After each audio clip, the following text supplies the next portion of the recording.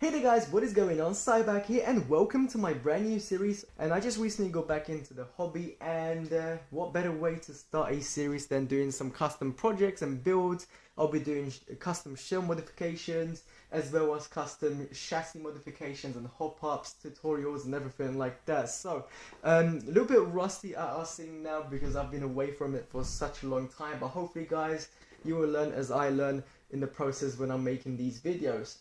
So as you guys can see, here we have a Tamiya Mad Fighter on a DT-01 chassis. Now I originally bought this car off on eBay for roughly £40, which was a pretty decent deal. It came with full ball bearings, oil filled shocks, rear aluminium shocks as well, oil filled, as well as a few other steering modifications, which I'll show you that right now guys. Also guys, it's been kept really nicely, well maintained by the owner. But originally the kit comes with plastic steering ties or connections, which really didn't help the bump steer that the chassis is known to have. So the owner fitted the aluminium turnbuckles, which give it a little bit more adjustability, as well as eliminating that nasty bump steer, which is very nice and handy because I don't have to do that anymore. So yeah, I really am happy. Okay, so the body shell has a little scratch on the roof here. I'm sure if the camera will pick that up roughly here, which is quite deep, but I think I can smoothen it out with super glue and then just file it down slightly or sandpaper it and just repaint the shell. It's in pretty good condition, but I feel like it just needs a little refreshment. Now guys, for the chassis I will be taking it all apart. I'll have to re-grease it, check all the ball bearings, we clean them and everything. I'll be changing the oil filled shocks to aluminium ones that I bought already. I'll be changing the electronics to a brushless system that I got from my HPI E5 Storm. I'll be changing the tires because they are quite bold. And for the shell, I've got this, which is the Tamiya Rough Rider shell. I've already made some pre-cuts to it as well, so it fits the chassis nicely, which was quite a lengthy process, but we'll more on that a little bit later on. I'll give you guys the full details on where to cut it so it fits the chassis nicely. For grease guys, I'm using the extra Locust heavy duty grease, which is also waterproof. I highly recommend it. And going over the parts that I have for the modifications for the DT01. So speaking of the shell, we have the Wild Chump, I think, roof bit. So that's going to be a nice addition. I've also got the Rough Rider roof. So the Rough Rider's roof is going to fit on top of this shell, and then that Wild Chump roof is going to fit on top of the Rough Rider roof. Got a driver body, got the head as well somewhere. There it is. Got a hop-up option steel pinion gear 17 turn, which I highly recommend you pick that up before you do anything guys, because the aluminium kit supplied pinion gears always strip on me, and if you want to do a add up more power to the chassis, you definitely need a steel one. Speaking of power guys, for the mower we are going to be fitting a brushless system, which is the HPI Flux 4000 kV motor, which is roughly equivalent to I think it's a 10 or 11.5 ton motor, something between those lines, which is really gonna juice up the performance on the DT01 chassis. So we'll see how it's gonna handle that. For the ESC, once again, it's from my HPI Firestorm. We've got the HPI EMH Freecell. So this ESC can actually take a Freecell lipo, but I'm not going to be fitting a Freecell lipo into the chassis because I think it's just going to be too much for it. I'll fit a small 2-cell because the battery holder is a little bit iffy, and I don't think I'll be able to squeeze a normal lipo pack. For the servo, we have the HPI SF10W waterproof servo. I'm not sure what the torque is on this. I think it's 4.5 torque, which would be plenty for the chassis. Don't really need anything more than that on this chassis. So that's going to go there nicely. Now for the receiver, we have another part of the HPI Firestone, which is the, I think it's the RH or the RR14. I can't really see because of the sticker in a way, but it came from my Firestone along with the transmitter, which is the HPI Racing TF11 2.4 GHz transmitter. For the springs now, guys, or the shocks, I will be fitting these. I got them from eBay quite cheaply, but I think they will do the trick there. The length of these shocks are 105 millimeters. The original shocks that come with the car, I think they're 95 millimeters or 100 millimeters. So these are a little bit longer, but I feel like these are going to be a little bit better at keeping the car, you know, bouncing around a little bit more smoother and damping. I think they're also filled with 50 weight oil in it, so it should give nice damping effects on the car. So for the front, guys, we have these little shocks. They are in length 65 millimeters. Originally I wanted them 75, but I couldn't find any on eBay, so I just picked these up. They're 1/16 scale, so a little bit smaller in comparison to the rear shocks, as you guys can see, but I feel like these is just going to be a really nice scale difference and just going to look a little bit more realistic. Also, guys, I have these little things. These are absolutely amazing. They are made by GPM. They're DT-02 hex adapter or front wheel hex adapters. Originally, these buggies don't come with hex adapters on the front, so you need to pick up one of these to fit a hex type wheel on the front, and these are absolutely amazing. And also, guys, I have these little shims here, so I can shim the front out a little bit if there is unevenness when it comes to screwing it together. Also, guys, for the final piece of upgrade, which is the most important, are the tires. I've got a pair of Louise Performance Racing tires, one for the front, which are thinner, and one for the rear. These are Louise E Phantom 1/10 scale buggy 4-wheel drive tires, soft compound, 2.2 inch in the wheel size, and 12mm hex fitting. Let me quickly just get them out of the package and show you what they look like. So guys, this is what the tire looks like. I really like these tires because they're really soft, the tire compound. So it's going to be maximum grip everywhere. The dirt's not going to be going around here, and they're already glued together, so that saves me the hustle of making these tires. Now guys, you've seen all the upgrades that I'm going to be doing to the DT01 chassis. It's time to get on with the project and disassemble it. So let's go ahead and do that.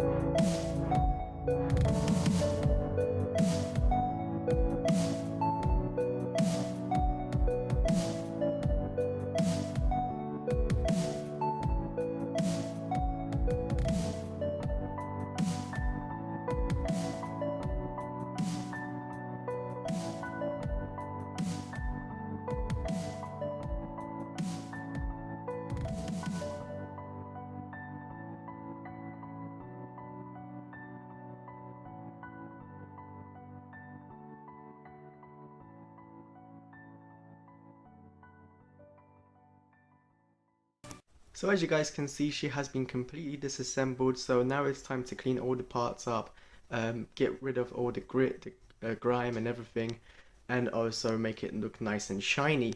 Then later on we'll be assembling the chassis, re-greasing it, and also adding the new modifications to like electronics, shocks and everything like that. So let's get down to it.